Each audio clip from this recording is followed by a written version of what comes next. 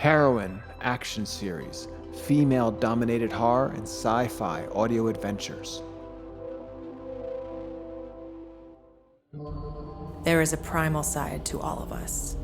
Most of us keep this side of ourselves hidden, repressing our instincts. We suppress our urges with booze and drugs and bury them down deep into the pit of our stomach. We dilute and bind our natural instincts with tirades on Twitter and zombie kill shots in video games. I used to be just like you. Then, I met Sadie. Parker was drinking at the bar when Sadie walked in. She had a way about her, an aura that took over the room and screamed fuck, marry, or kill. Sadie was average height, dressed in all black with a leather jacket thrown over top. Her walk was gravity. She ordered a small dish of shots, drank one, then took the plate and walked outside. A minute later, Parker gave in to her magnetism and walked outside to her. Please, have a seat. Join me. Thanks. It's pretty boring in there. I'm Parker. Sadie took a shot from the plate and set it in front of Parker. I'm Sadie. It's nice to meet you. The moon is amazing. It's just what I need right now. Agreed. It's a beautiful night. Sadie spoke softly, under her breath. Oh, it will be. The best night of your life, Pumpkin. They both stared up at the bright stars and crescent moon. Early October in New Orleans. It's the best time of year to be here. Meanwhile, on the other side of the world, there are snakes. Snakes that eat iguanas. Circle of life, I guess? Do you think so? I'm glad to hear it. The snakes will wait around for their eggs to hatch. Then they chase them down in a pack. That doesn't seem fair. It gets better. Sadie looked up at the stars, eyes gleaming. She described the first moments after the iguana hatched. The first thing the iguana sees in life is a predator. Its first action in life is to run for safety. Its first thoughts are fight or flight. Then it takes off running. Any misstep would spell doom. Parker downed the shot in front of her. This conversation was veering into weirdo territory. I can't believe any of the baby iguanas would survive something like that. Only a few do. Sometimes they think they've made it to safety. Then a hidden snake shoots from its hiding place and sinks its dripping fangs into the iguana's face while wrapping its long body around the iguana. Sadie stood up and squeezed her hands together, mimicking the attack. The snake pumps venom, tightens its grip, and squeezes the life from the iguana in its prehistoric stranglehold. Sadie is watching her hands deep in battle between the baby iguana and snake. When the battle is over, she drops her hands and collapses to her seat with a sigh. Have you ever felt entranced by the moon? Ever gaze at it and want to rip your skin off and run into its beams, chasing them up the highest mountain to serenade her? Sadie offered Parker another shot. Parker smiled and accepted it, taking a sip. I don't know about that whole skin ripping thing. But sure, I feel you. I think maybe those shots are working. Oh, I can hold my liquor. It's just a really great night. I'll get us some more shots. Sadie walked into the bar. A white Chevy Bronco pulled up. Two men got out with shotguns. Parker tried to stand. As she rose, her knees wobbled and her legs gave out. The bench and patio started to spin. Belatedly, she reached for the table and knocked over her empty shot glass. It fell to the concrete. She focused on it, partly to stop the world from moving, and partly because of the weird white residue at the bottom of the glass. What? She drugged me. That's her, boys. Scoop her up. Sadie walked to the car and jumped in the passenger side. The bartender stormed outside with a worn aluminum baseball bat. She took one look at the men with shotguns and scurried back inside and locked the door. The men dragged Parker into the back of the Bronco. When Parker awoke, Sadie was standing over her with an electric cattle prod in her right hand. The drugs were wearing off, but left her feeling woozy. They were out in the swampland, far from help, in the deep fog. Here's the deal, Pumpkin. You're a monster, and we love us some monster meat. Don't we, boys? She was surrounded by 8 men. They laughed and hollered. They chained her by the ankle to the bumper of the Bronco. Sadie zapped her with the cattle prod. Wake up, Pumpkin. Get on out of that skin. Time to run. The first jolt woke her up. The second shock didn't hurt at all. The electricity coursed through her veins directly to her skull. Her brain was chemically ablaze. The skin on her hands grew taut, then shredded at the tips. Talons grew under her nails, then ripped through her fingers. Her skin inflated and ripped open as a newborn body emerged. Dimly through new ears, she heard screaming and realized it was her own voice. The scream dropped in pitch into a guttural roar. Parker dropped to 4 talon limbs, senses opening wide as she took in a flood of new information. Her muscles moved in perfect unison. Each new step was with the grace of a dancer. She licked her lips and felt long canines that arched out of the top of her mouth down past her jaw. She ripped the bumper off the bronco that was attached to her paw. Then, fully transformed, she ran into the swamp. Wow, a saber-toothed lioness. $20 says I draw first blood. Parker ran at a speed she never knew was possible. She stopped under a tree, taking deep, bellowing breaths. She stared down at her paws. She licked the giant fangs that were covering her chin. She felt the warm swamp breeze with her whiskers. They buzzed suddenly to warn her of danger. A huge python dropped on her from the branch above. She roared as the snake tightened its grip on her, then bit down hard into the snake. Her talons made the snake come apart in an explosion of meaty confetti. She chomped on the remains of the python for a moment, savoring the fresh blood. Parker heard a pop, then felt a stinging in her shoulder. She turned in the direction of the noise. Sadie was there with a rifle in hand on the back of the pickup truck. She called out, laughing. That's 20. Here I come, pumpkin. Parker felt the instinct to pounce and sink her claws and fangs into Sadie's body. She heard the other men call out in pursuit and ran further into the swamp. Yeehaw! We got first blood. The words first blood echoed in her head as she ran deeper into the swamp. Parker thought about the movie Rambo, the story of a homeless war veteran who gets tortured by a few small-town cops. Then he goes on a killing spree in the mountains, murdering every policeman he sees. When his ex-commanding officer confronts him, his response is, they drew first blood. The thought of blood awakened an awareness in her, a deep primal sentience that reminded her of the battle of life, a mantra to kill or be killed.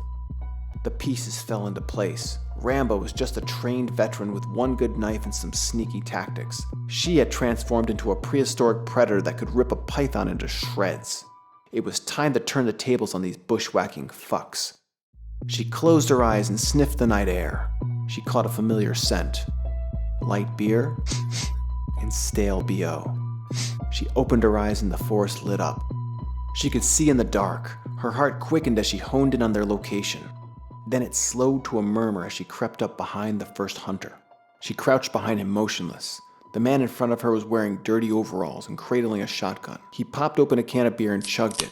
The walkie-talkie squalled next to him. He finished the beer, belched, and tossed the can away. Then he turned and picked up the radio. I have no sign of her. Shit. We're gonna have ourselves a cookout tonight. Darling, it's gonna be a party to remember. If you see her, kill her quickly. She won't be up to full speed yet. Don't give her a chance to. Instinct is often hard for a human to comprehend. Animals know it intimately. Outside stimuli triggers automatic behavior. Actions like running from a bear activate the instinct to chase. A prey showing vulnerability is just an opportunity for an easy meal. As Parker crouched and watched the unguarded backside of the man in front of her, she felt instinct wash over her like a warm blanket. Her body knew what to do. She crawled forward, silent as night. She drew close enough to smell the beer on his breath. When she pounced, there was no thought, no hesitation, only a quick flex and a leap. She landed with her jaws on his neck and her weight driving him down. As they landed, she bit and twisted. One muffled cry escaped his lips, and then he was still. As the tides of instinct receded, Parker gently opened her mouth and let the head drop to the ground. Her human side recoiled at the idea of eating another person. She may be a monster, but she was not that far gone. Not yet.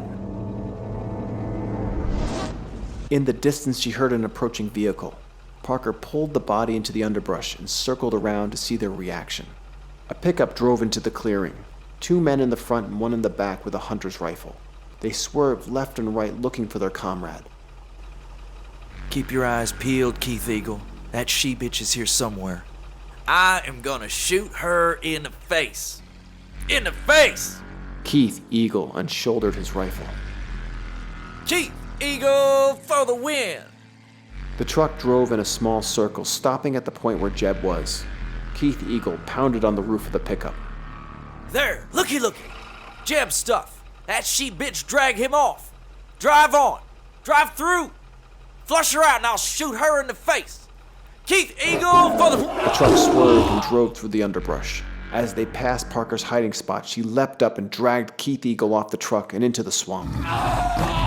The truck continued 10 meters without noticing his absence. Parker held tight to the rifleman's neck, twisted and pulled. The head came off with a mean rip. She left the body and head where it lay and crept into the shadows. The truck returned slowly, windows rolled down. Both the driver and Hunter on the passenger side had their handguns drawn. Keith Eagle! Where are you? Call out, good buddy. There. Look. There's a boot. The truck slowed. In the underbrush, one of Keith Eagle's swamp boots lay askew and forgotten. Cover me, Turbo. Sleazy Jacks got out of the truck and carefully walked to the boot. Parker made her way around the back of the truck and approached. Turbo was covering Sleazy Jacks, but no one was covering Turbo. What do you see? Oh, God. What has she done to my Keith Eagle? Turbo leaned out the window. Is he dead? Sleazy Jacks picked up something heavy from the ground and hefted it for Turbo to see. Dead. The she-bitch took his head. Sleazy Jacks held the head aloft, gore dripping from the neck stump. His face was a mask of grief. She will pay.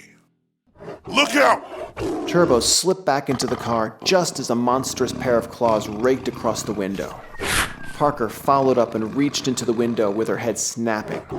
Turbo screamed and backed away, extending his pistol. His shot went wild and shattered the windshield. Parker snapped again. Turbo yelped, dropping his pistol in terror.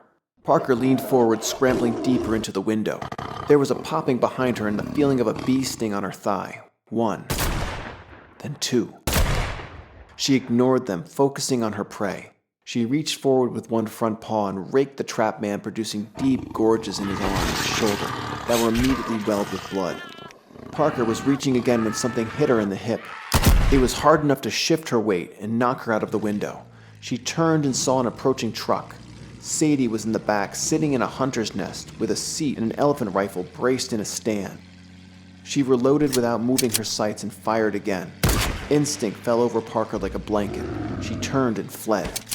She ran hard, evading additional shots. Her hip howled in pain as she ran. When she deemed it a safe distance, she dove into the underbrush and risked looking back. Both trucks were now in pursuit, each with a rifleman in the back. Parker could hear Sadie's laughter in the wind. They drove in parallel, directly towards her hiding spot. Parker ran on. As she emerged from the underbrush, both trucks increased in speed, narrowing their distance.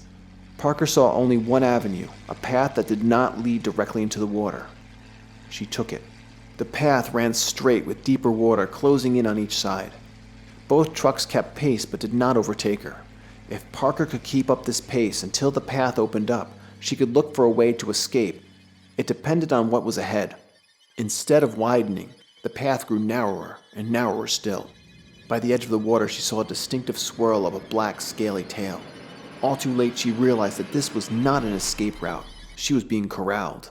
The path ended in a wide, dry expanse surrounded by swamp water on all but one side. Bones of long-dead predators stuck up from the earth like gray and yellow weeds. More recent kills were scattered in the boneyard. Each corpse was distinct in that it was missing their head. Parker ran to the center, then turned and stopped. Behind her, laughter. End of the line, Pumpkin. Tonight you will be the guest of honor. Sadie swung her cage seat and swiveled the elephant gun towards Parker.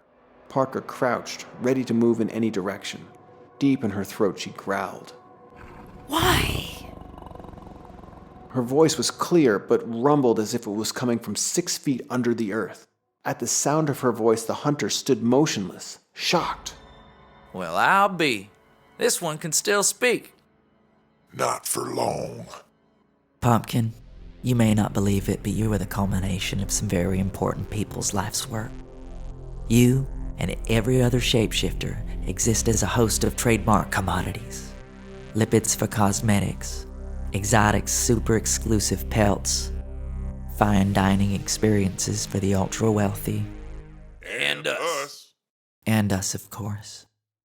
Chosen at birth, tracked in secret, then just at the right moment lured by pheromones harvested from your brethren out to this sacred killing ground to be culled and feasted upon.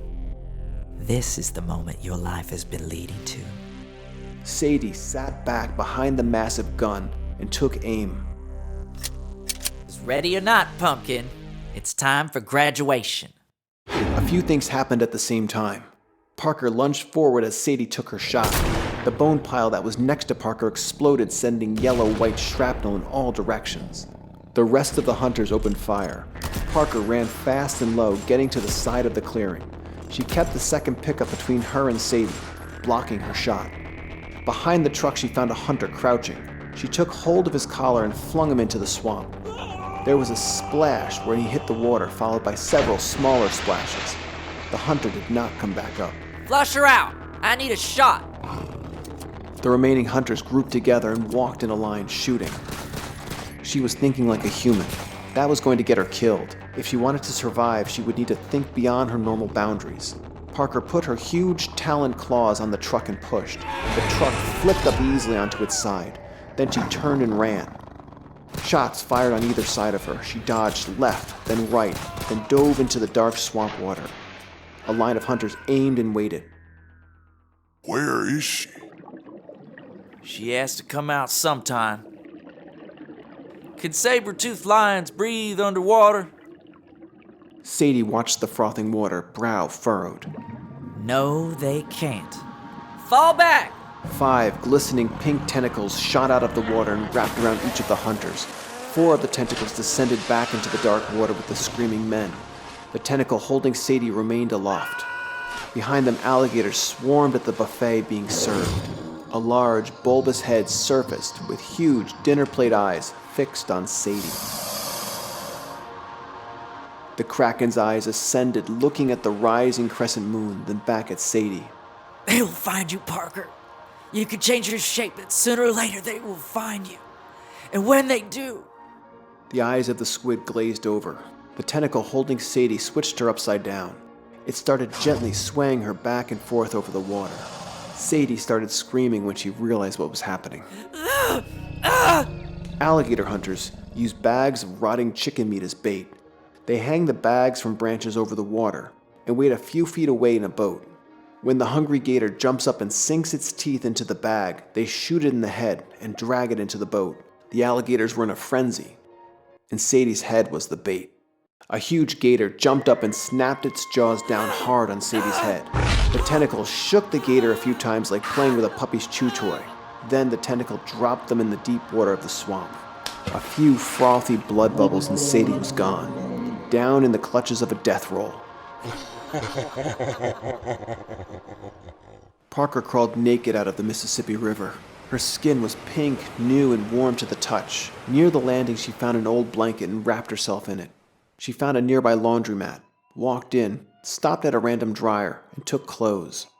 She dressed quickly and walked out and into the crowded New Orleans streets. Sadie was right. This ain't over. Someone out there knows more about me, about others like me. They hunt my kind and rely on surprise to catch us, like a snake hiding in wait for a baby iguana. Well, I got news for those motherfuckers. This iguana isn't a baby anymore. And they will never see me coming.